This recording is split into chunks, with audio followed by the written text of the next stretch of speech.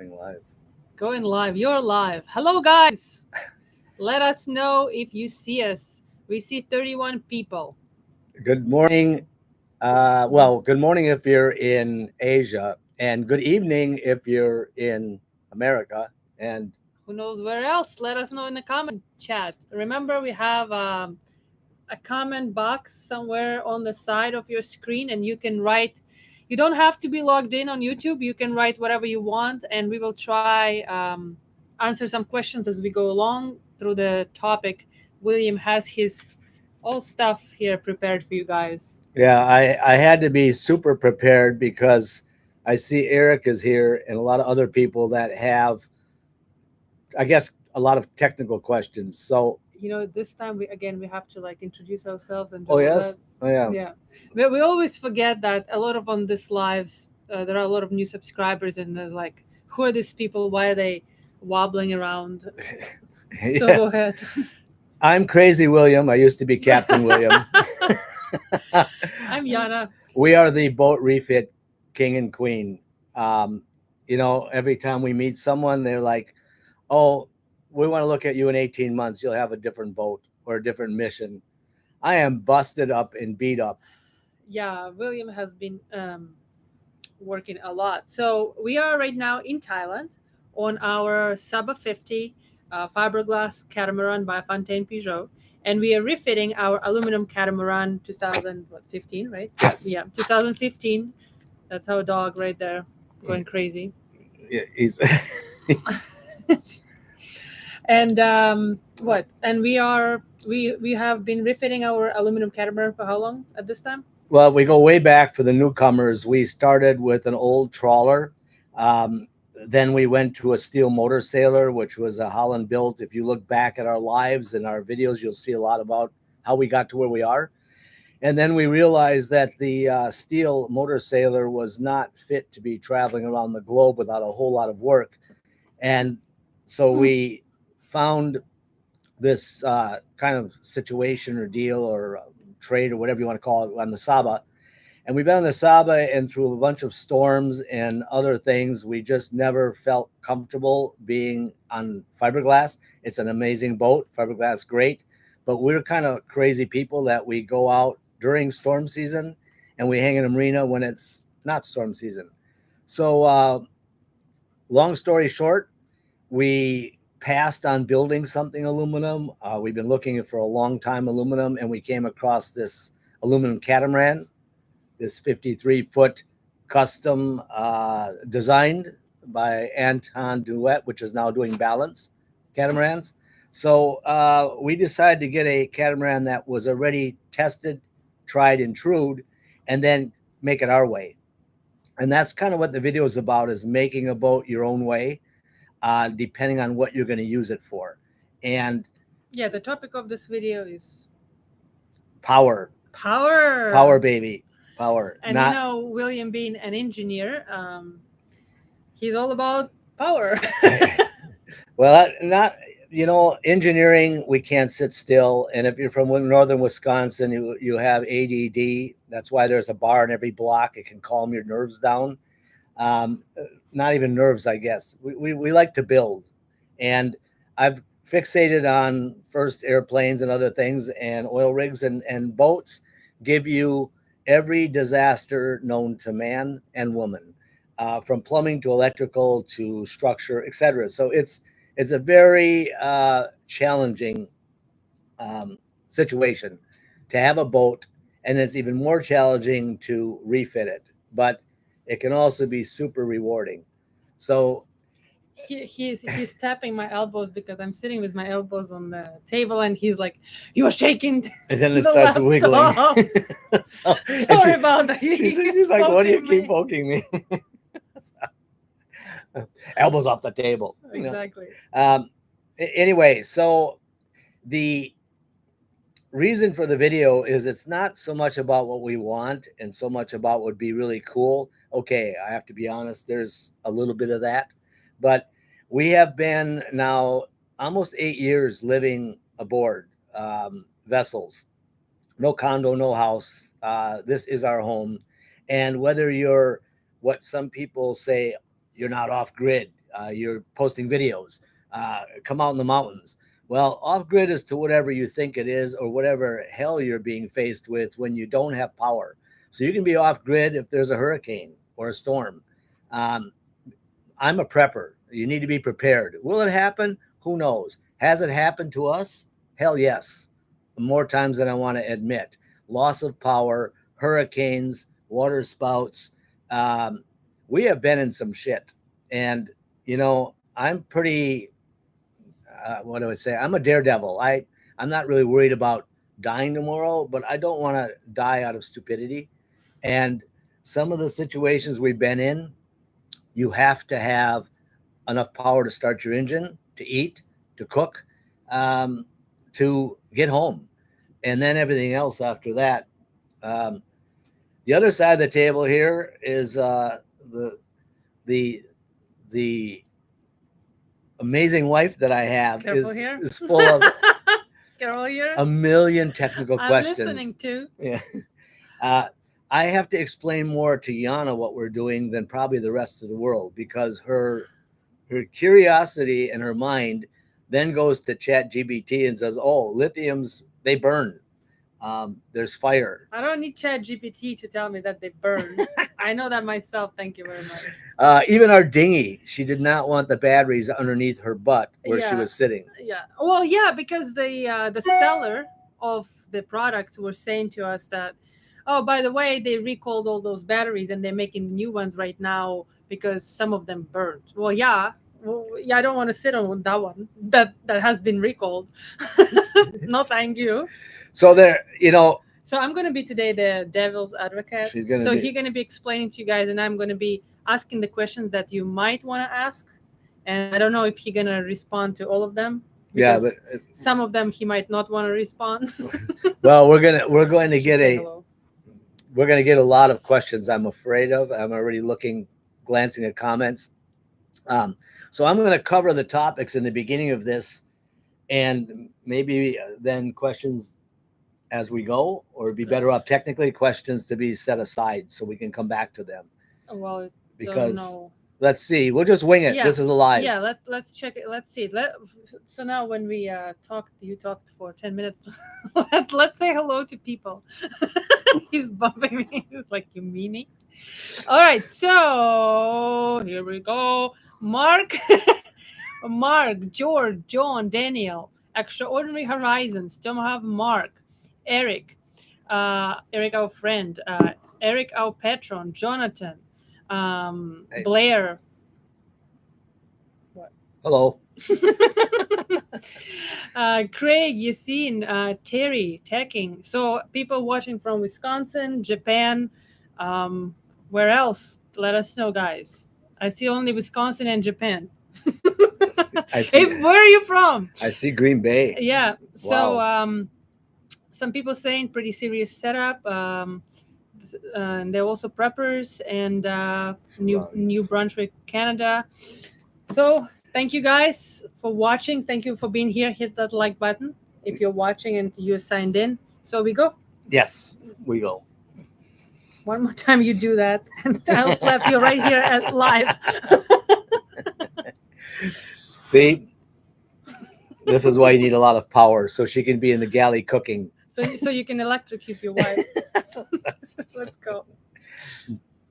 All right, the basis for a refit it starts with power, and yes, we are putting wooden panels. We're going into depth and insulation. I've had the opportunity to actually do real live testing in Thailand in 90 some degree. I forget where we are in Celsius.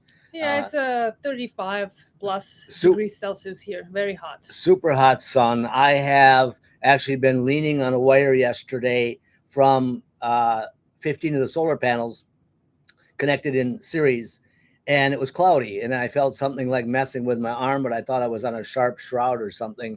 Well, the sun popped out. When it did, I was jumping around. I got myself a hell of a shock. So 157 volts of solar, it does make you wake up.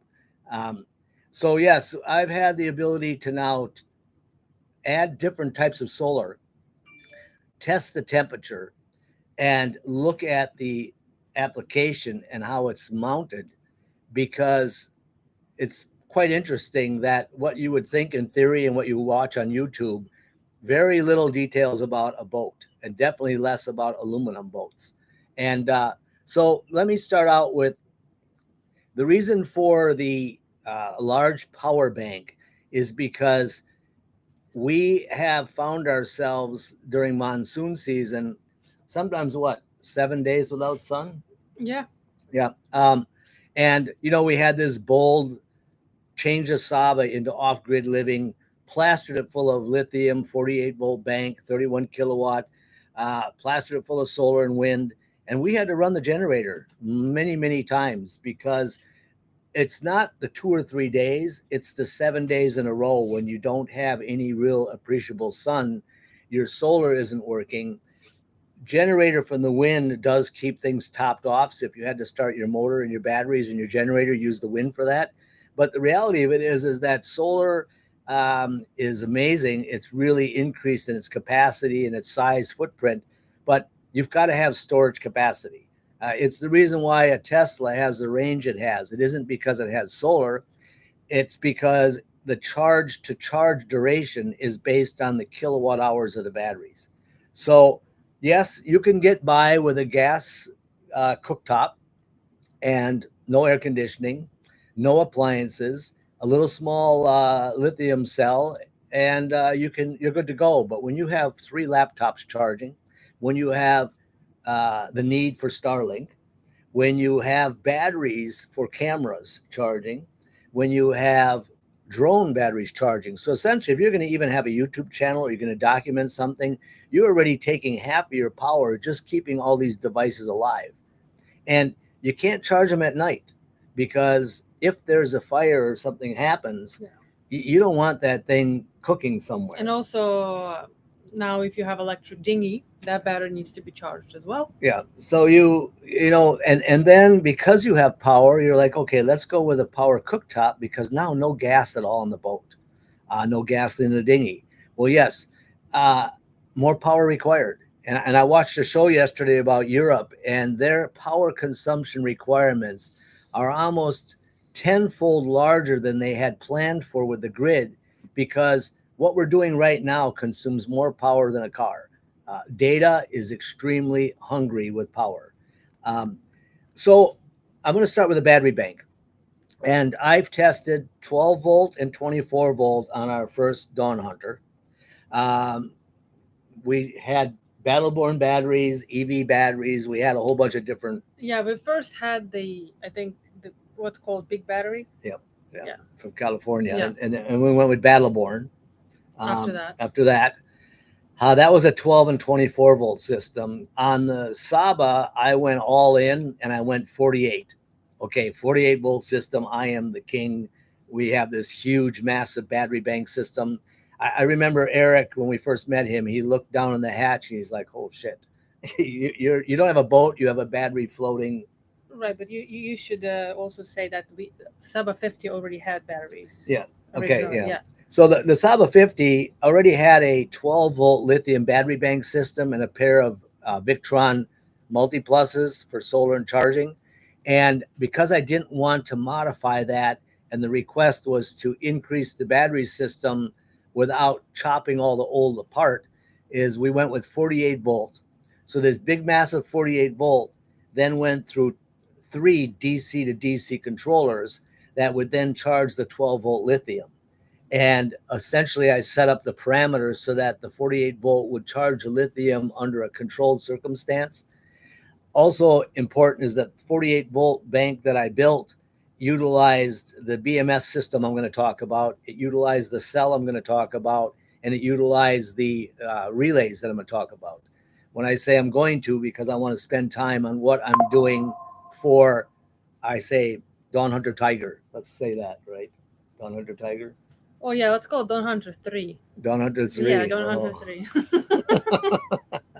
Or Dawn Hunter the last one. Yeah, Dawn Hunter last. Yeah, Dawn Hunter last. Dawn Hunter the end. No sequel.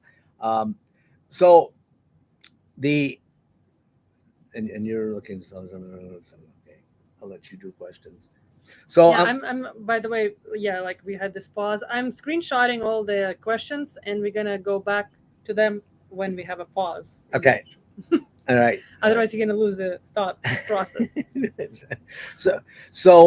I'm going to start by saying that the solar configuration is and needs to be somewhat matched to the battery bank, but all of those calculations go out the window if you're going to have a DC generator, which is also something I'm going to discuss, because the two of us have had more conversations about DC generators than I think any couple in the world. That's something you generally don't talk about, but we have, and we do. So the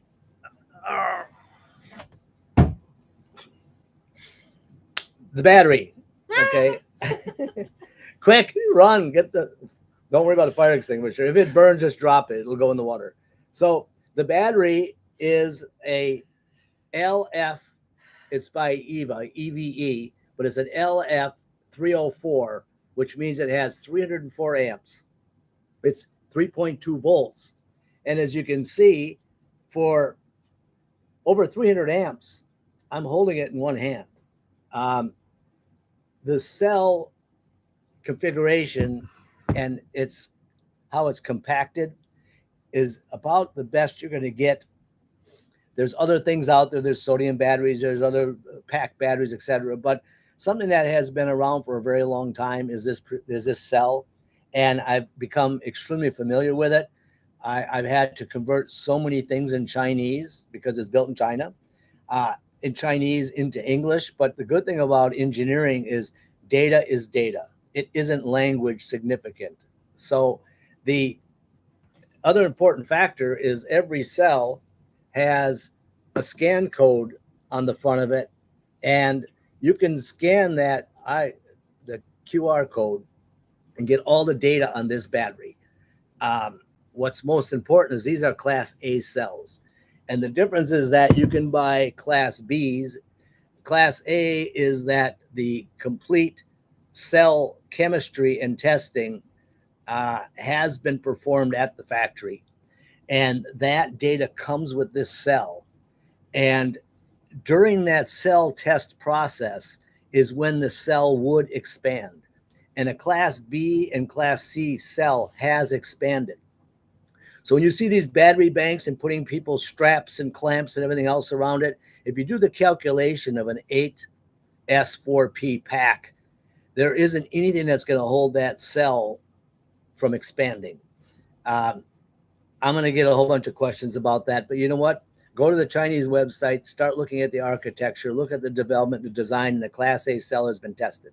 So it also means that that cell and its parameters are not only known, but they can then be calculated properly.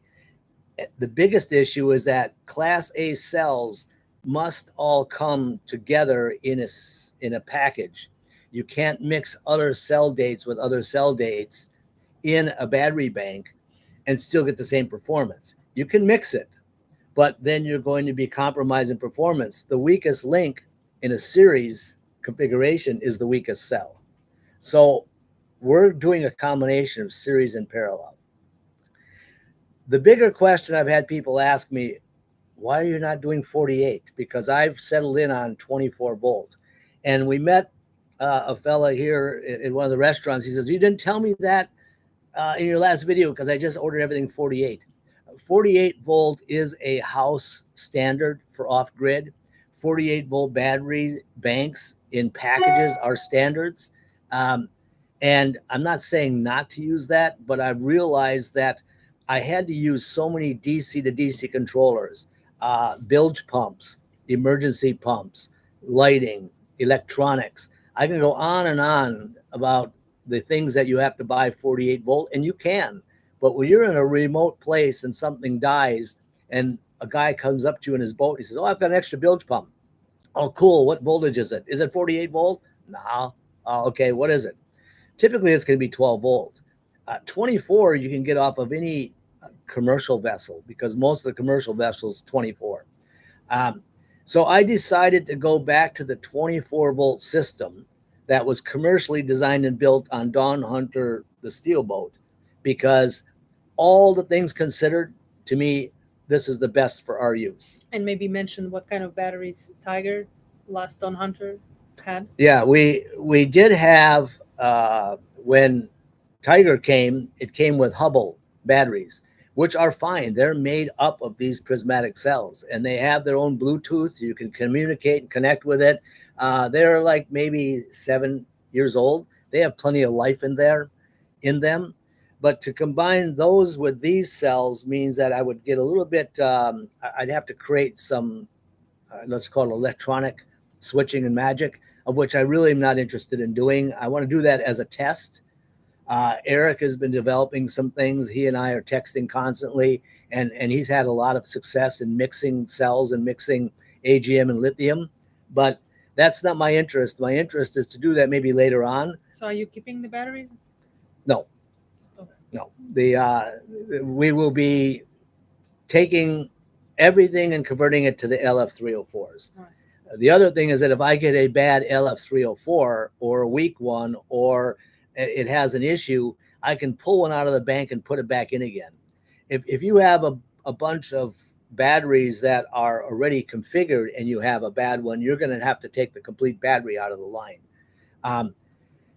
It's not difficult. It's quite interesting. And if you want to study and research, building your own battery bank, to me, is probably the best application if you're an engineer or you want to learn about that technology. If not, get the drop-in 12 volt, drop-in 24 volt, connect them up, get on with life. If you're doing what I'm doing, then this probably is more for you, because I always take the path of the hardest resistance. So Battleborn were great. We put them in the other boat. They were flawless. Yeah, I would say that on Dawn Hunter 1, we did not have enough of them, though. We didn't have enough solar and batteries, right? Yes. Yeah. We didn't have enough. We ran generator for quite a bit, and we had a AC air conditioner, right? Was a variable speed. We had a Mabru DC air conditioner in our main in our no, in the bedroom. in the bath. What do you call in the it? bathroom. No, not in the bathroom. In the master cabin. It was. But then in the salon, it was AC. It was AC, 16,000 BTU. Yeah. So we had to run generator if it was too hot. And I'm a bug freak, so we are not opening any doors or windows when we're at anchor, because I cannot live with roaches and I don't like bombing the boat. So we have a little problem here. Oh, well, when we have screens, it's not that bad, but then. And we're at anchor, but what you learn, again, when you're living, it's your house. 5, 6, 7 days, even 25 days, 30 days. When you've got 8 years, sometimes just popping that air on when it's pouring rain out and it's hot and it's humid takes a little of that humidity away, and you can sleep, because the next day you might have to go for a 5-day voyage. So, it is what it is. If we have the ability to increase, if you move off grid in the mountains, and if you want more power and you want your amenities, but you don't want to be having a neighbor around you, that's off grid. Doesn't mean you have to live like a turtle. You can live as a turtle. Yeah, it's just not as. But you'll get no one to live with you as a turtle. Are you implying that I wouldn't live as a turtle? I would live as a turtle. Actually, if I would be alone on the boat, I think I would get by with much less things. We constantly have this conversation. I'm like, what is the minimum that you can get by with? And you can actually, you don't need much, really, as far as you're willing to do a lot of things on land. And we grill all the time. So to me, I love food grilled. I don't like food that's cooked inside, except vegetables and sides and things. But Alex is saying off-grid is not Amish.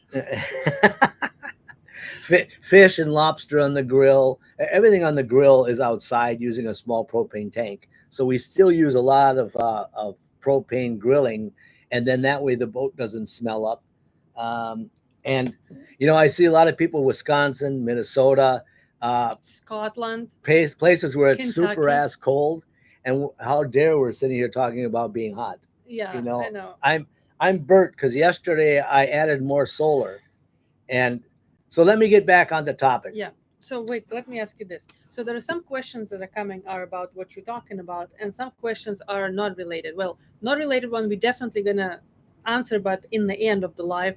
But the ones that are related what you're talking about, so maybe make a pause in 5 minutes and kind of All like right. So I'll ask those.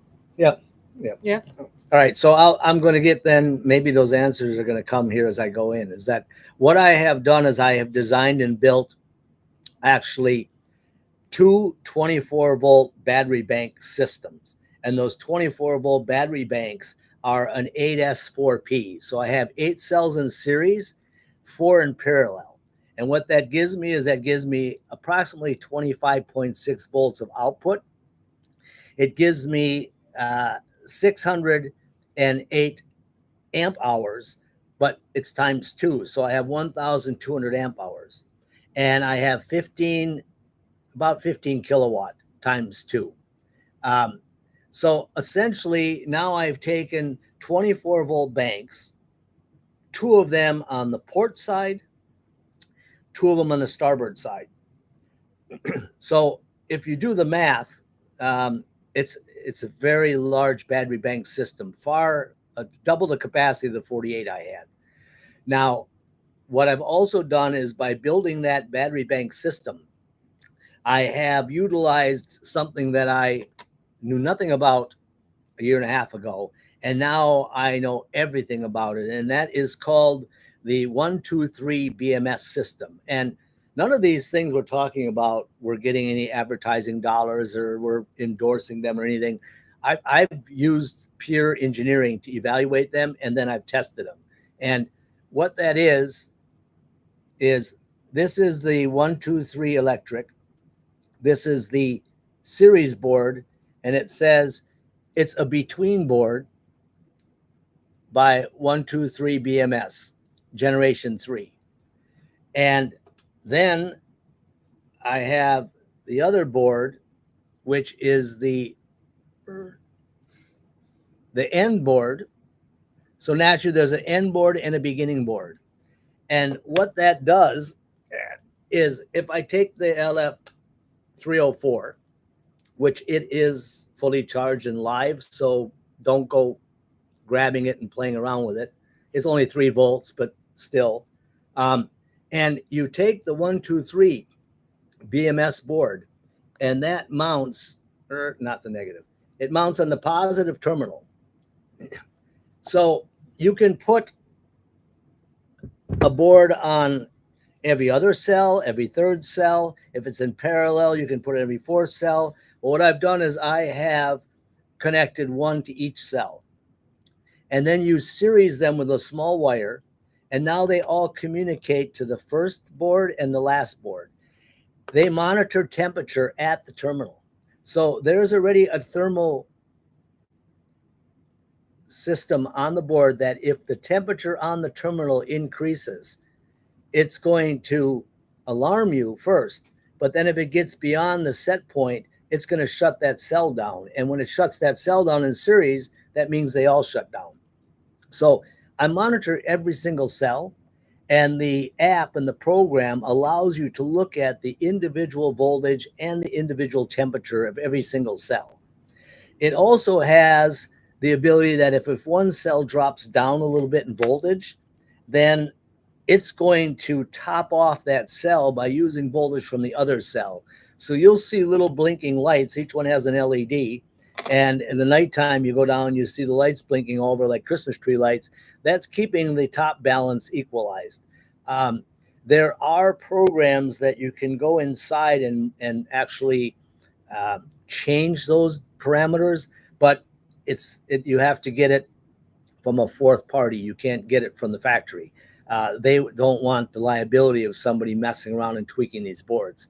So imagine that you've got this series string BMS. The BMS, which is a battery management system, is riding on each cell so that you are then monitoring what that cell's performance is doing.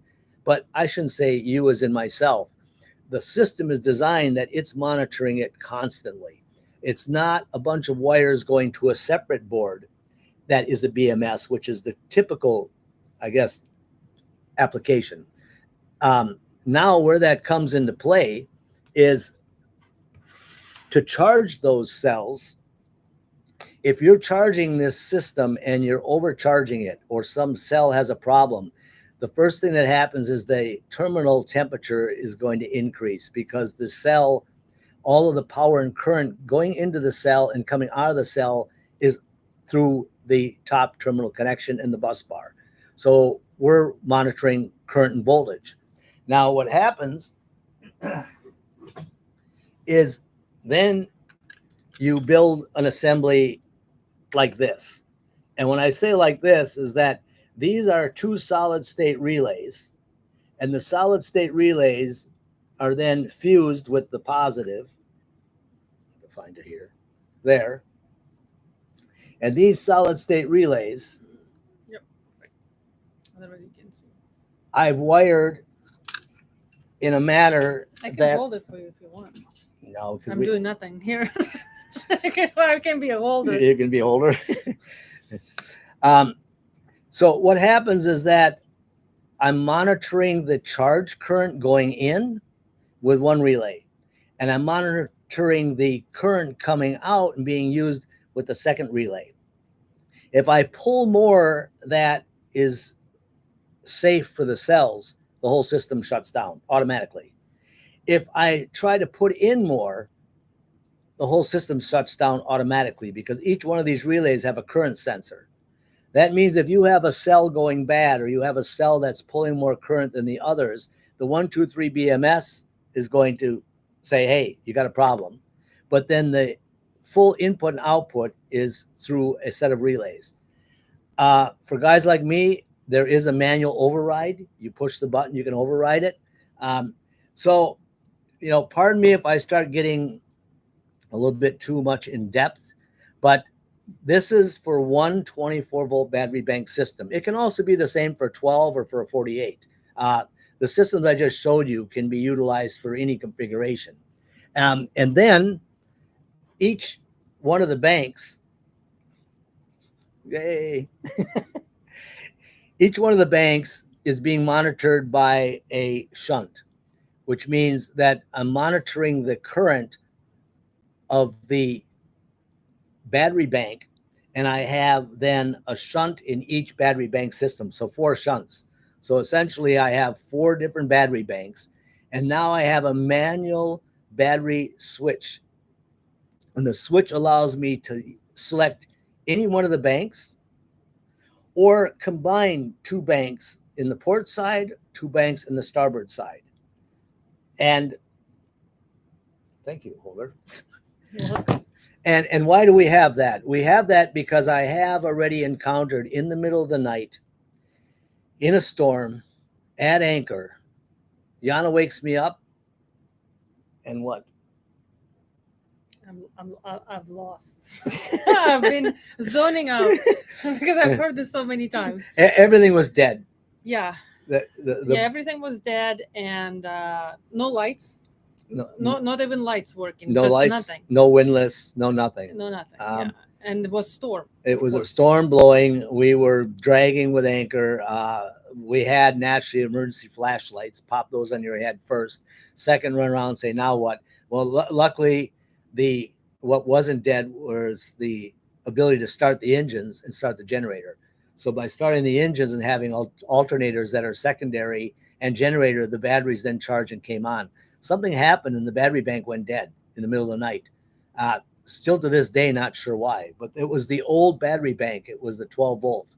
I think we were running air conditioner at night in our cabin, and it drew too much current or something. Yeah, that was what we determined, because it never happened again. Yeah. And I checked everything. It was perfect. That we think maybe we just over air conditioned. And that was our first trip on the boat. We were bringing it from Langkawi. True. Yes. I'm reading the comments. You're responding. That's how it works here. Because he's now zoning out, reading all the comments. So it says every time you wave now and then the camera locks up. No. Okay. So battery bank 123 BMS, monitoring your power in and out, is how you're going to store your energy.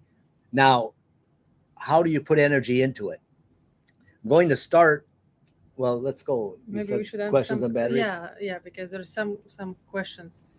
So, question from Dale. I understand sodium-ion batteries are being introduced to the market. Do you have any opinions on boat use? And also, and there is another question also on the same. Same. Oh, and also lithium mag and need is better energy density and seek rate. Makes sense to you?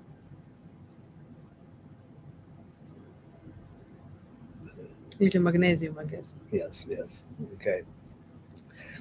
So as an engineer on Tiger, actually, I've built a lab and a test room to start testing a lot of things that people ask of me. That's what scares me.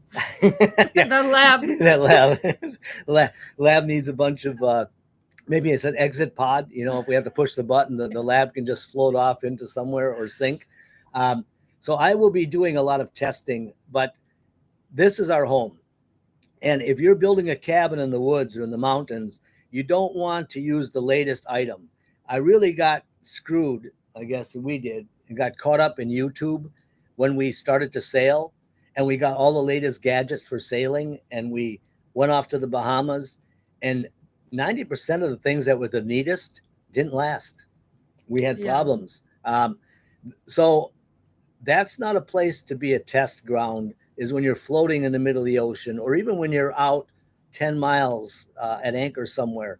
So I don't want our boat and our home to be a test site. I want it to be utilized of what I have tried, I've tested.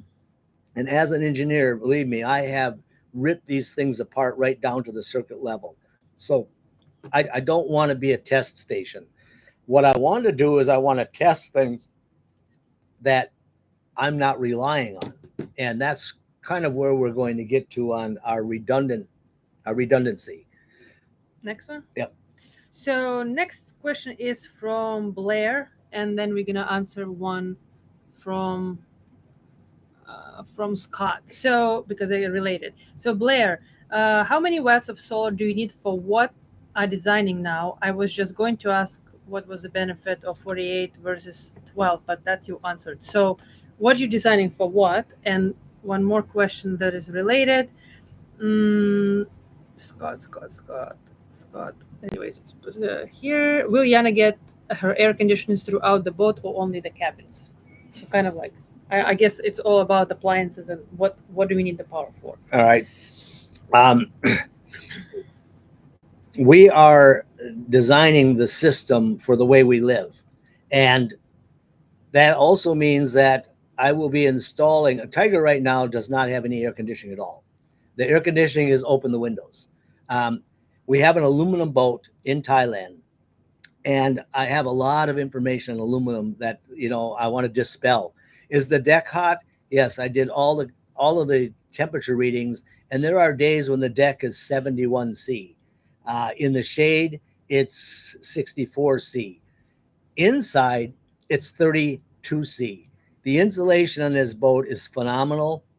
The outside temperature has very little to do with the inside temperature. When we added teak wood, it dropped down to 32 C. Effectively, the teak wood and the insulation, the air gap, gives us ambient temperatures. So I was concerned about aluminum being hot, and everyone say aluminum boat is hot. Well, I can tell you, I have an aluminum boat. I've worked on it for the last 37 days without air, and I can tell you where it's hot and where it's not. I can tell you I leave the aluminum boat and I come to the fiberglass boat, and they're both the same. This is if your insulation is correct, the aluminum boat is not a hot boat unless you're walking on it. Yeah, you better have a set of Crocs or you're going to fry eggs in your feet. So we have designed the boat to have 2 DC air conditioners in the main salon, 12,000 BTU each. It's the same 12,000 BTU that we ran the Saba now for a year, and it's a Mabru system, variable speed. I was able to find 2 of them used because someone bought them in Thailand and they didn't like them. I have no idea why. It's not really my concern, They've been performing. That is my concern. Why are they they're being going to sold? catch on fire. so 212,000 watt, and that will be for the main salon. If we've got to kick it on, cool it down, get the heat, worry about bugs, whatever it is. That's not going to affect the battery bank system that I've designed. It's a combination of things. So, and then a 4,000 BTU for our cabin. What's that called? Our bedroom. When it's called master cabin, master suite, whatever. It's a box in this boat. Yeah, it's very small. We've kept it very small because we realize that you crawl inside and it's like a tent. You crawl inside, either you sleep or you play around, or whatever you do in there, you want to have it cool. Play around. Play around. Is that what you call it in America? Well, I'm being nice. Okay. So, and at our age, you only need air for about 4.5 minutes. In my age too.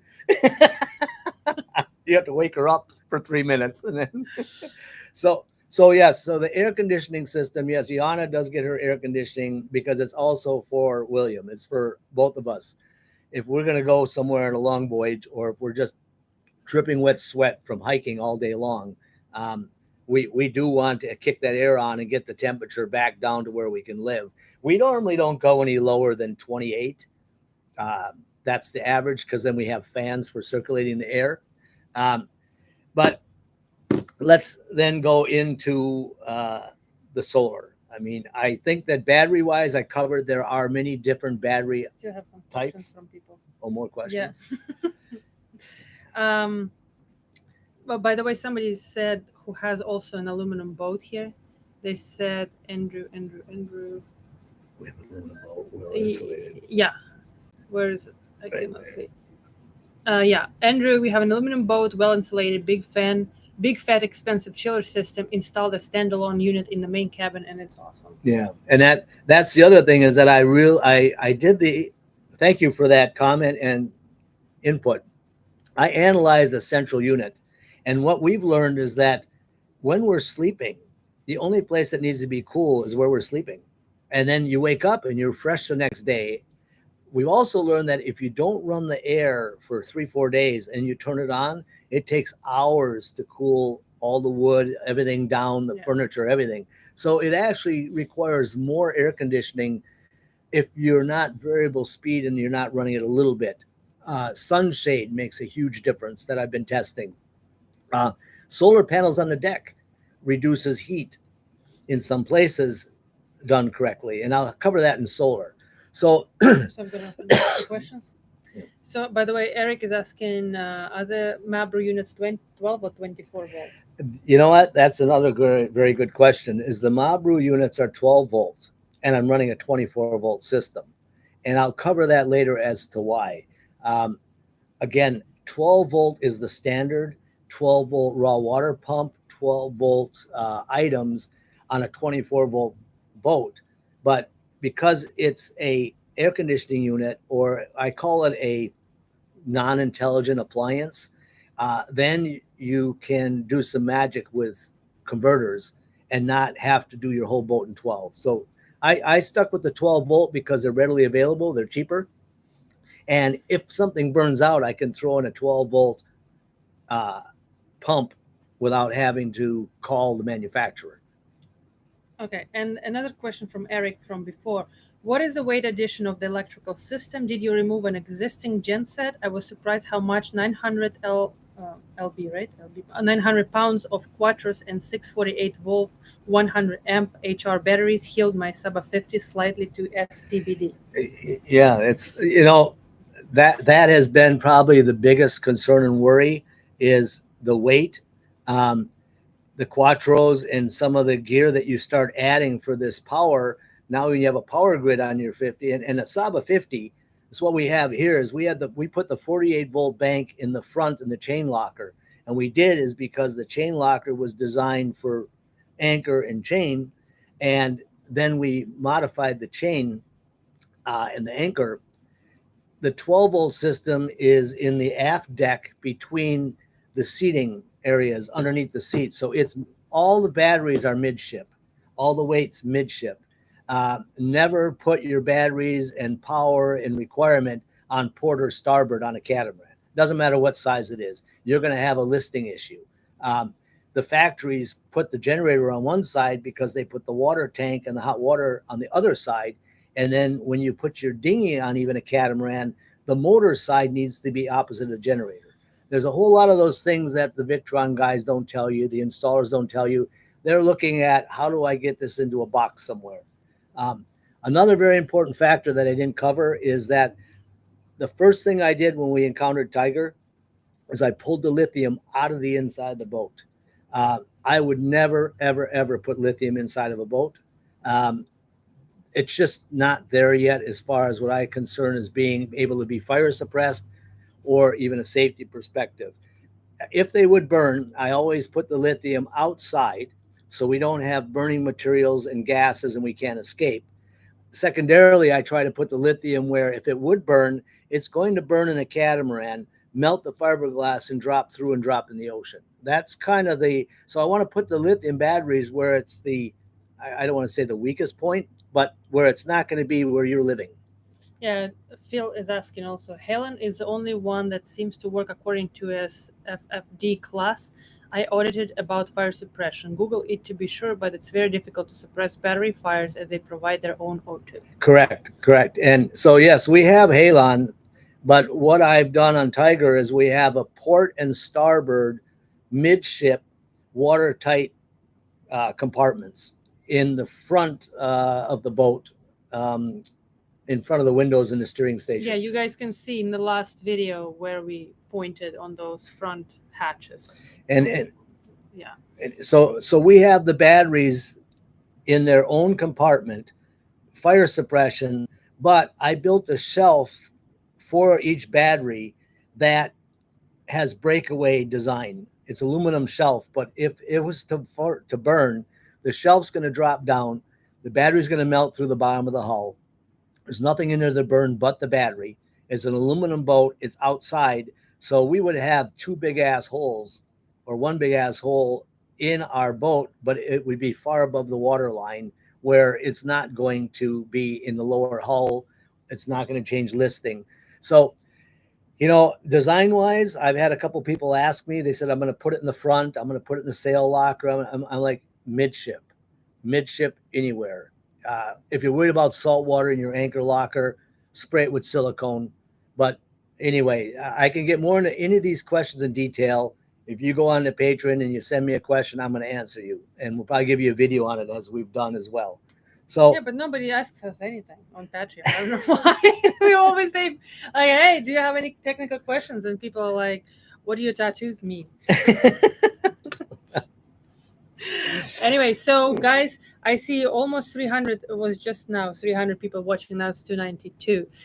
Hit that like button, and there is a chat if you somehow just joined and you don't know. We are answering questions on the topic, in the end of the topic, and then in the very end we will answer all the questions. I'm screenshotting them that are not related to solar, lithium, or power today. So if you have some other questions, stick around, write in the comment, and we will answer that in the end. Perfect. I'm an ornament today. I'm just making an announcement because nothing I can add here. It's all very technical. It has 50,000 notes. All right. Let's move to probably the bigger subject, because if you're in a cabin, if you're in a motorhome, if you're in a camper, if you're in what are those things we were looking at? Outlander, yeah. Outlander, whatever you may be in, solar has become a game changer. And when I say that is that you no longer need to find a campsite to plug your camper in. You no longer need to find a marina to plug your boat in. The advent of using the sun and solar is good for where we are. If you're up in Greenland, a little bit different challenge. So I'm going to now move to solar, because what I've realized, probably the biggest advantage to owning a catamaran, and all of these sailing hardcore people are going to be scratching my eyeballs out, is I have deck surface. I have deck surface to put solar. This is our home. We sail 5% of our lifetime. We're at anchor 90%. And then the other 5%, we're moving somewhere. And if the wind's in our favor, great. If it's not, we've got to go there by motor, because we're not the type of sailors that are setting out for a 200-mile or 2,000-mile voyage. We want to go to the next island. We want to go to the next dive site. We're actually point-to-point sailors. You guys that are pure sailors will know the difference. I would call us boaters more than sailors, honestly. So deck space. A catamaran is phenomenal with deck space, and a all-electric sunreef just arrived here, where they even have solar panels embedded on the port and starboard sides of the boat and then covered with clear, so they're going to get reflectivity off of the water. Having this deck space and then having a hard top is where I started to do multiple layouts of solar. In Africa, because I thought we were going to be sailing the boat here, I found 610-watt bifacial panels that were designed for homes, and we mounted those bifacials on the boat. It did a phenomenal job in getting the boat here. The weight and the size is not really, it doesn't work for a boat application. Definitely a sales boat, maybe a sailboat. Power catamaran, maybe, because you have real estate, you can put things wherever you want. On a sailboat, you have boom, you have mast, you have rigging, you have lines, you have so many different areas of concern. And then for the last 3 years, I've tested on Dawn Hunter 1 and on the Jefferson and then on Saba the difference between a regular monocrystalline cell and a bifacial. And the bifacial are phenomenal. Forget about the bifacial for now, but the output in the clouds and the output when you don't have pure sun, and even with a little bit of misting rain or dirty panel, actually doubles that of a single monocrystalline. So the bifacial is a little more expensive, but they are well worth their weight in gold. We tested the 410-watt bifacials on Saba. We have 7 of those, and then had one on the hard top, so there are 8 total. And it maintained our battery all the time, maintained our air conditioning cooking all the time, except when we had 2 or 3 days of clouds. And then naturally the solar output is minimal. Or we would cook something in the evening, like extra, and we wouldn't use the grill and like coffee machine, blah, blah, blah, blah. So then that you can't really do. You can't really do something in the evening, really, because there is no power. So other than that. Yeah, that's important too, is you have to retrain yourself, because you can't run all the appliances at the same time when you have a system, because the frequency of doing that is so rare. You don't want to design your system for everything on all the time. You want to retrain yourself to say, when I'm going to cook and make coffee, I'm going to do this. When I'm going to run the washer or dishwasher, I'm going to do this. So you can kind of put your things in compartments, and you can run a dishwasher at the nighttime when you're sleeping, air, etc. So solar. Solar, I'm going to start with what I'm currently testing. I'm still doing testing, but I have definitely determined that when it comes to the rigid bifacial, the 410-watt bifacials, I currently have 5 on the, let's see here. I currently have a total of 9. I have 2 on the port side hardtop and 2 on the starboard side hardtop. And then I have 5